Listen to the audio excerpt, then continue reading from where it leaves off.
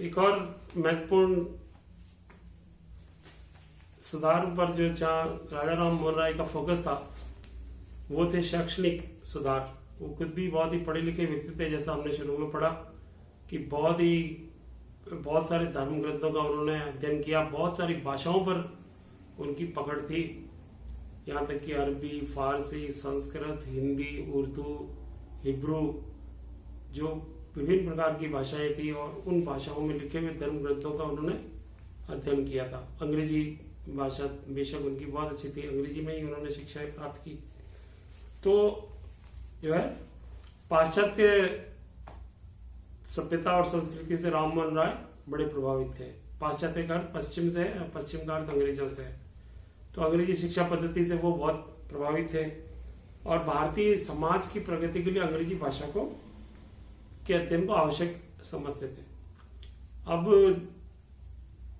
पश्चिम का ज्ञान विज्ञान, टेक्निक और लिटरेचर, लोकतांत्रिक परंपराएं, संविधान के अधिकार, ये जो इंग्लैंड में जो कुछ हो रहा था वो भारतीय उससे तभी संपर्क में आ सकते थे जब वो अंग्रेजी का अध्ययन करें, अंग्रेजी भाषा में उसको पढ़े। यदि अंग्रेजी नहीं आती थी तो वो इंग्लैंड में हो रहे डेवलपमेंट या पश्चिम में या यूरोप में होने वाले परिवर्तनों से भारतीय अनभिज्ञ रहते थे।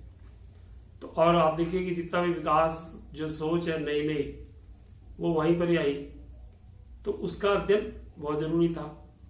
तो उन्होंने हमेशा जो है अंग्रेजी भाषा के अध्ययन की पैरवी की और इन्होंने हिंदू कॉलेज, इंग्लिश स्कूल, वेदांत स्कूल आदि संस्थाएं स्थापित की और इनके प्रयत्न से शैक्षणिक प्रगति का मार्ग शुरू हुआ। यदि आप समाज में विकास और परिवर्तन की बात करते हैं तो वो केवल और केवल शिक्षा के माध्यम से ही आ सकता है। एक ही रास्ता एक ही है कि हम शिक्षा अधिक से अधिक लोगों को दें और वो केवल औपचारिक ना हो, वास्तविक शिक्षा यदि मिलेगी और उसको ग्रहण किया जाएगा तो समाज में निश्चित रूप से परिवर्तन आएगा। तो शैक्षणिक जो प्रगति की ओर जो भारत अग्रसर हुआ उसमें राजा राम मोहन राय का बड़ा रोल था और केवल शिक्षा ही नहीं बल्कि साहित्य के क्षेत्र में भी राम मोहन राय का बड़ा योगदान था। इन्होंने एक पुस्तक लिखी जो फारसी भाषा में लिखी हुई थी, तोहफत उल मुवाहिदीन, उसका टाइटल था तोहफत उल मुवाहिदीन, और इसमें मूर्ति पूजा का इसमें विरोध था और इक्केश्वरवाद की इसमें प्रशंसा की गई। अब देखिए आपकी एक अंग्रेजी में पढ़ा लिखा बंगाली युवक जो है वो फारसी भाषा में ग्रंथ लिख रहा है और उसमें भी जो है धर्म उसका प्रमुख विषय है। इसी प्रकार इन्होंने संक्षिप्त वेदांत पुस्तक में वेदांत के संग्रह और उसकी टीका को उन्होंने प्रकाशित करवाया।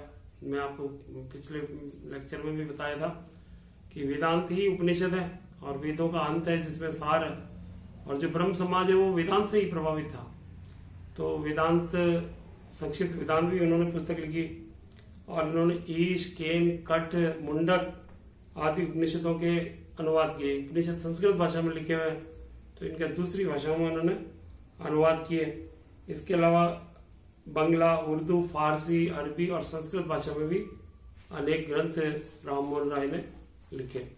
तो सामाजिक, साहित्यिक, शैक्षणिक क्षेत्र में, इन सभी क्षेत्रों में राम मोहन राय का बहुत ही महत्वपूर्ण योगदान था और आगे चलकर उनके मार्ग का दूसरे जो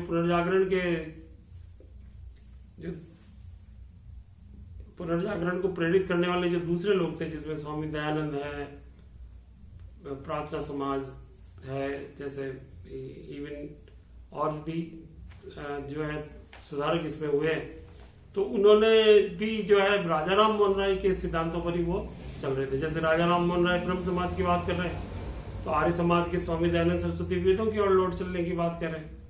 प्राचीन संस्कृति से भी वो अटैच है और आधुनिक संस्कृति, आधुनिक भाषाओं अंग्रेजी भाषाओं के अध्ययन का भी वो विरोध नहीं कर रहे। जैसे स्वामी दयानंद ने डीएवी कॉलेजेस खोले, दयानंद एंग्लो वैदिक कॉलेजेस, तो जहाँ भारतीय भाषाएं भी पढ़ाई जा रही है, अंग्रेजी भी पढ़ाई जा रही है, आज भी वो कॉलेजेस चल रहे हैं। तो राजाराम मोहन राय ने जो शिक्षा और साहित्य में जो कंट्रीब्यूट किया, उसको आगे चलकर दूसरे समाज सुधारकों ने भी उसको फॉलो किया। इस दृष्टि से वो